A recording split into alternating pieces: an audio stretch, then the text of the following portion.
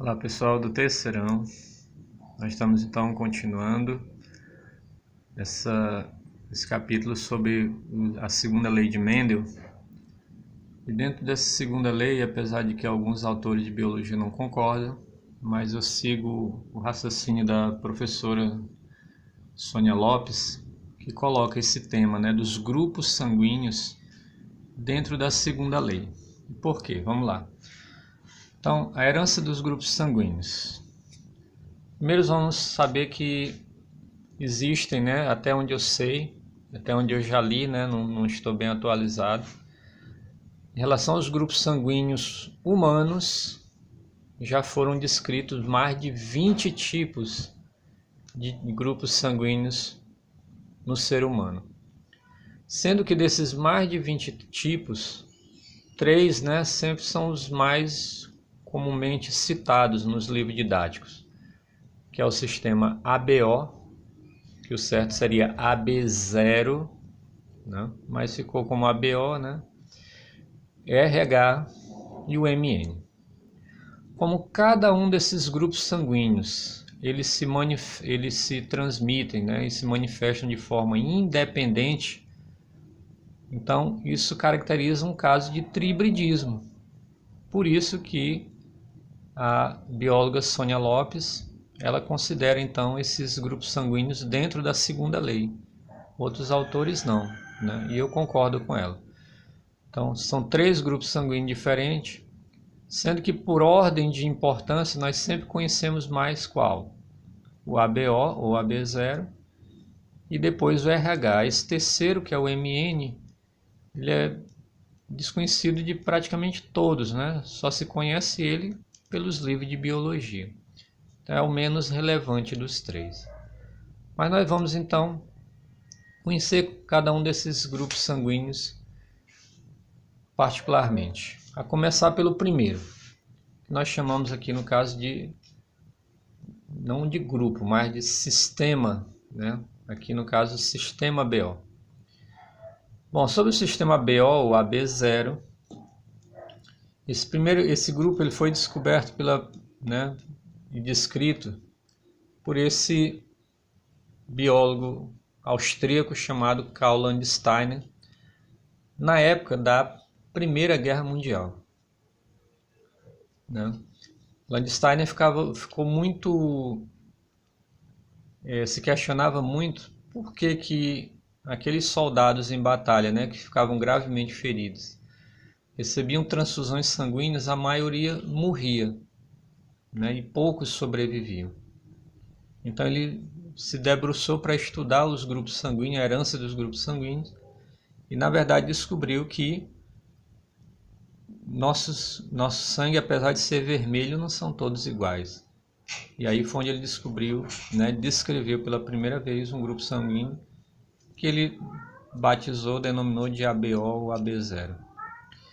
Ele descobriu então que esse grupo sanguíneo ele é uma herança genética e que é determinado por 3 genes.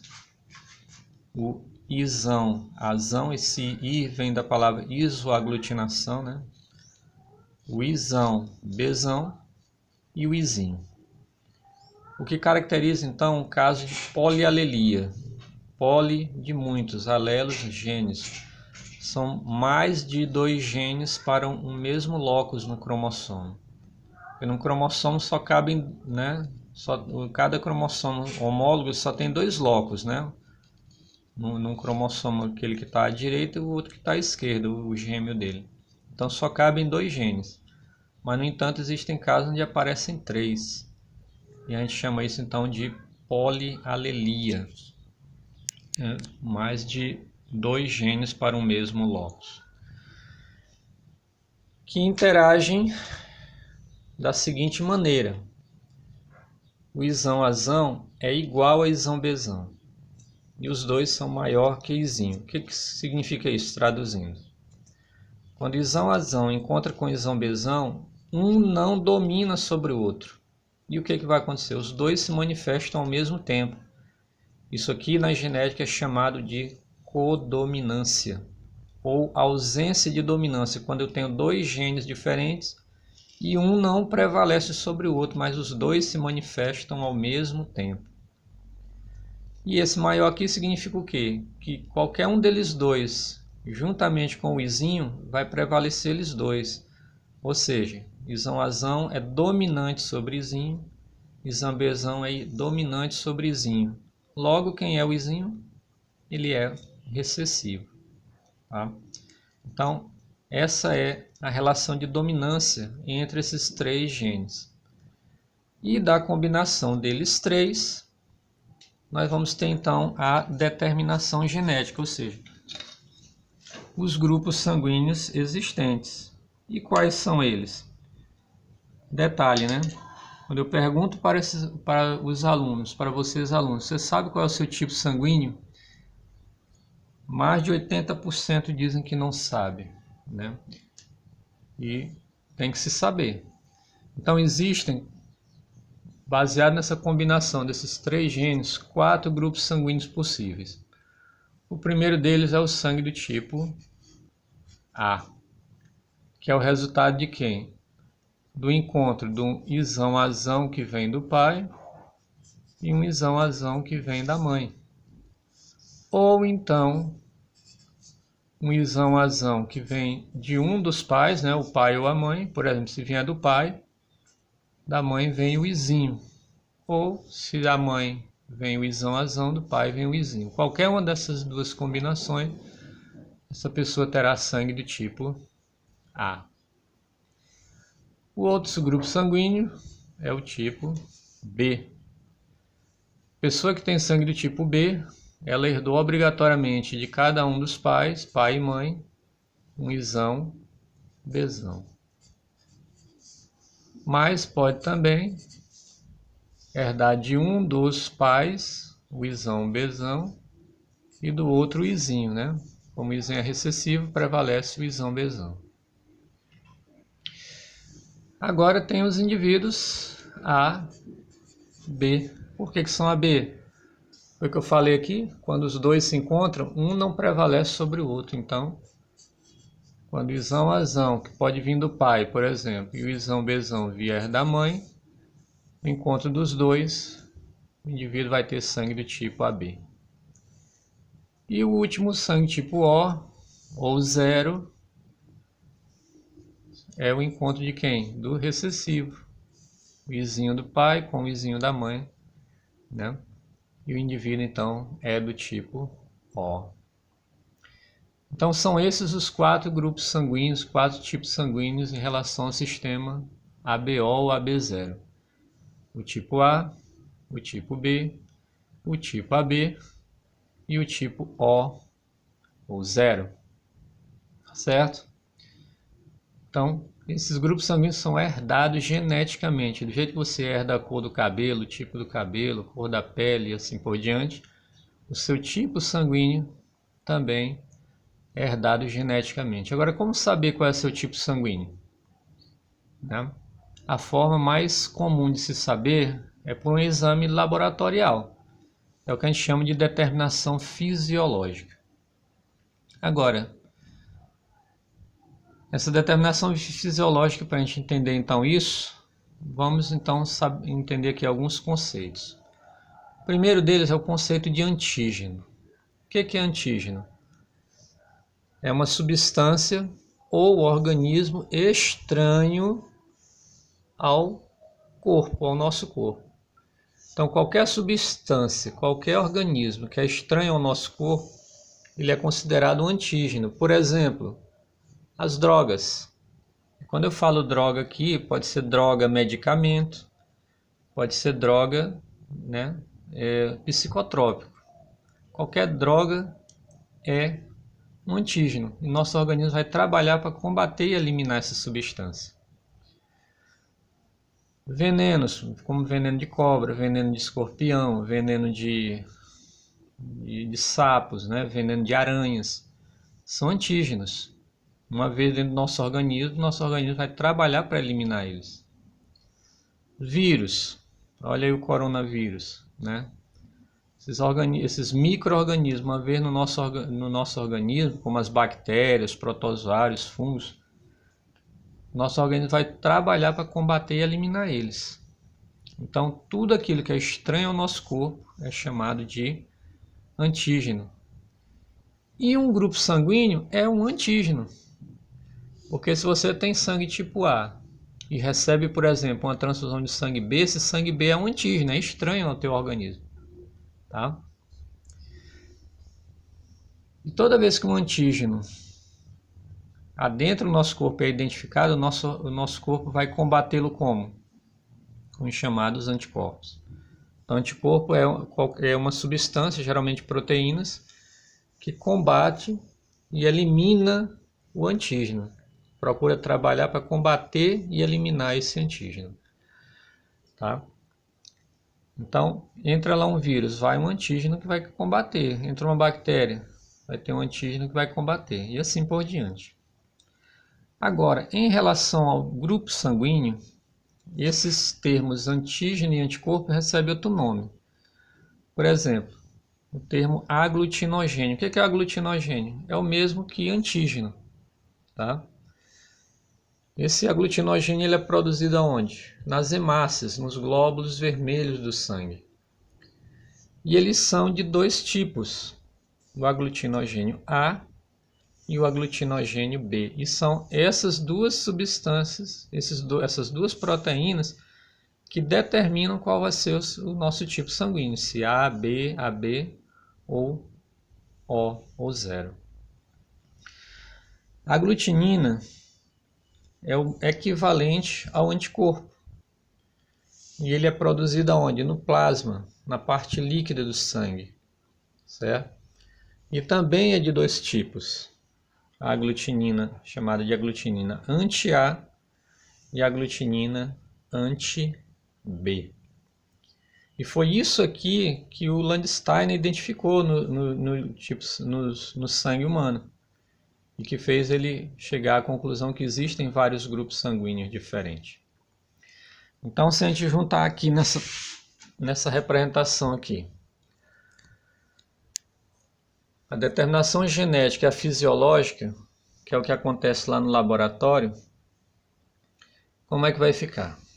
Então, nós já vimos que quem tem sangue tipo A, ela herdou dos pais, né, um isão-azão,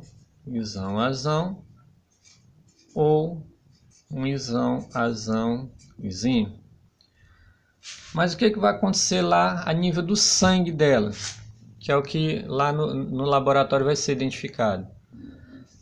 No sangue dessa pessoa vai ser identificado o aglutinogênio do tipo A.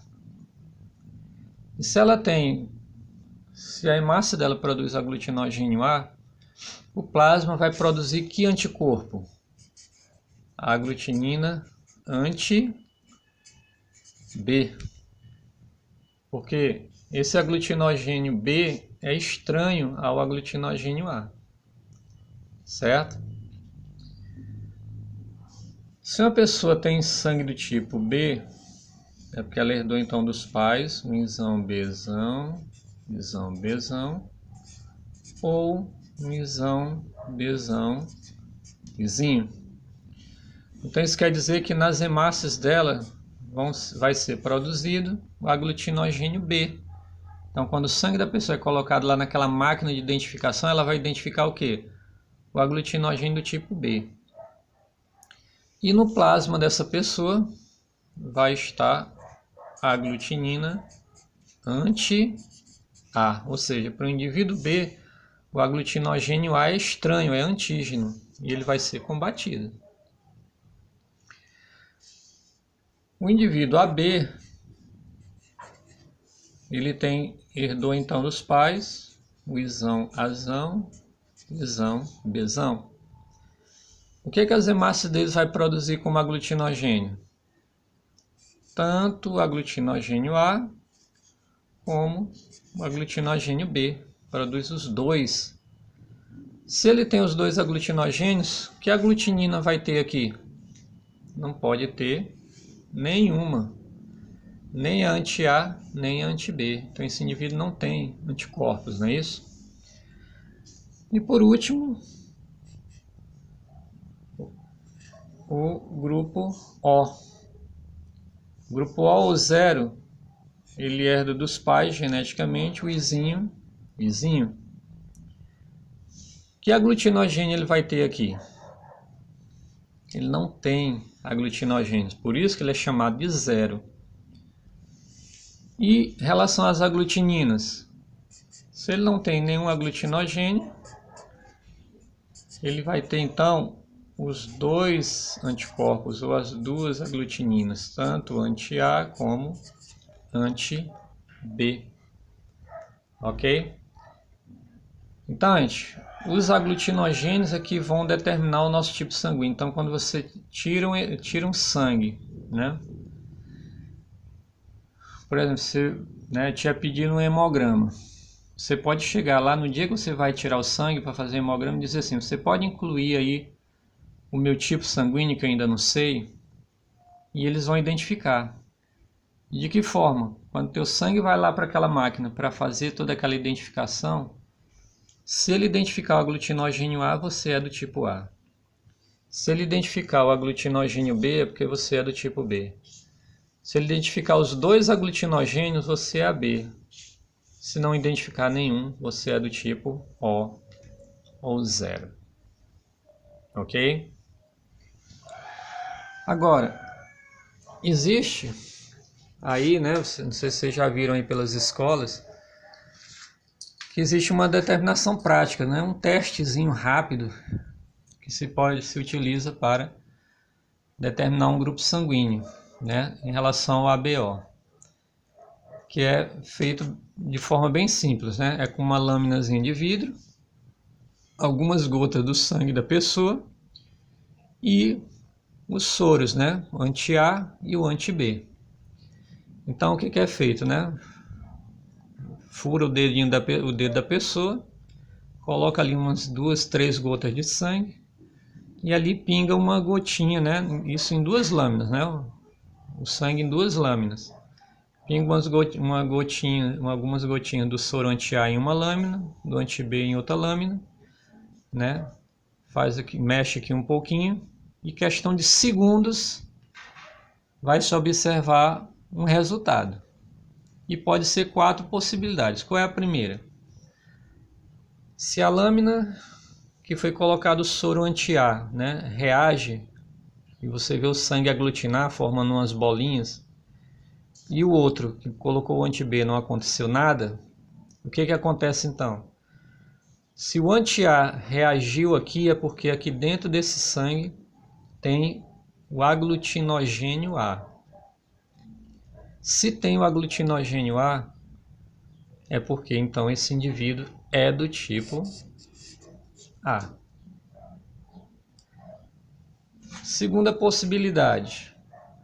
Foi colocado soro anti-A, não aconteceu nada, não se observou nada nessa lâmina.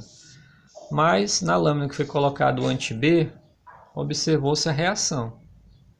Se ocorreu a reação de aglutinação aqui, é porque aqui dentro desse sangue tem o aglutinogênio B, né? O anti-B ataca, né, digamos assim, o aglutinogênio B. Então essa pessoa com certeza tem sangue do tipo B. Terceira possibilidade. Nas 2 lâminas observou-se a aglutinação. Aglutinou a lâmina que foi colocado o anti-A, aglutinou a lâmina que foi colocado o anti-B. Então isso quer dizer que o sangue dessa pessoa tem tanto o aglutinogênio A como tem o aglutinogênio B. Então com certeza essa pessoa é do tipo AB. E por último, foi colocado o soro, né, o anti-A e o anti-B, e não aconteceu nada, não foi observado nada. Se não foi observado nada, deduz-se então que esse sangue dessa pessoa não tem aglutinogênio. Se não tem aglutinogênio, o sangue dessa pessoa é do tipo O ou 0, certo? Então fica assim, né, essa determinação prática. E detalhe, esse testezinho que é feito para descobrir, né, o tipo sanguíneo, ele é praticamente 100% correto. Se você fizer depois no exame de laboratório, que é o ideal, muito dificilmente vai dar errado do que esse testezinho que você fez, por exemplo, numa feira de ciência na escola, identificou. E aí, gente, para concluir essa parte do sistema ABO, chegamos às transfusões de sangue. Como nós falamos, né, o Karl Landstein ele chamou muita atenção dele de por que aqueles soldados na guerra que recebiam transfusões de sangue morriam muito mais do que os que sobreviviam. Ele foi estudar, então descobriu aquelas relações, né, do aglutinogênio e da aglutinina. Ele viu que ali é onde estava o erro. Aqueles soldados recebiam transfusões de sangue errada. Então, a partir dali, foi descoberto e hoje se fazem transfusões mais seguras. Então, uma transfusão de sangue, ela segue duas regras básicas. Qual é a primeira? Receba, se você precisa receber uma transfusão de sangue, receba de alguém compatível com você, ou seja, igual a você. Então, se você é do tipo A, receba o sangue de outro do tipo A. Se você é B, receba o sangue de uma outra pessoa do tipo B. Se você é AB, receba o sangue de uma outra AB. Se você é O, de preferência, receba o sangue de outra do tipo O. Agora, qual é a segunda regra? Nós vimos que o AB, por ter os dois aglutinogênios, ele não tem anticorpos. Se ele não tem anticorpos, vai acontecer alguma coisa se ele receber o sangue do tipo A? Não, ele não tem anticorpos, não vai identificar, então ele pode receber do A. Vai acontecer alguma coisa se ele receber o sangue do B? Se ele não tem anticorpos, também não vai acontecer nada. E se ele receber do O? Também não, porque ele não tem anticorpos. Então eu observo o quê? Que o sangue do tipo AB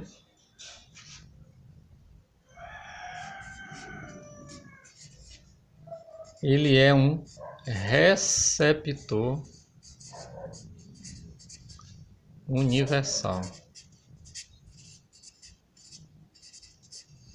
Receptor, ou seja, pode receber de todos os tipos sanguíneos, dele mesmo, do A, do B e do O. E vimos que o O não tem os aglutinogênios. Se ele não tem os aglutinogênios, ele se torna como se fosse, entre aspas, um sangue fantasma, ou seja, ele pode doar além dele mesmo, ele pode doar para todos. Para o AB, pode doar para o A, pode doar para o B. Ele se torna assim, então, um doador universal. Ok? Por isso o sangue O, gente, nos bancos de sangue ele é tão procurado. Porque ele também é o chamado sangue quebra-galho. A pessoa é A, não tem sangue A, leva o O. É B, não tem B, vai o O. Ele é AB, não tem o AB, vai o O. Agora o O, pelo fato de ter os dois anticorpos, ele só pode receber única e exclusivamente dele mesmo. Mas, por uma graça de Deus, o que acontece? O O só pode receber dele mesmo, mas 65% da população brasileira é do tipo O. Tá, gente? Os outros 35% estão divididos entre os três aqui, certo? Se eu não me engano, 5% é AB, 16% A e 14% B da nossa população. Ok? Então, hoje as transfusões sanguíneas são muito mais seguras sabendo dessa relação. E você que não sabe qual é seu grupo sanguíneo tem que saber, porque vai que você um dia precise doar ou receber sangue de alguém. E não, você sabendo seu grupo sanguíneo é muito mais fácil, tá? Próxima videoaula, então, a gente continua vendo os dois outros sistemas sanguíneos, que é o RH e o MN. Valeu, gente!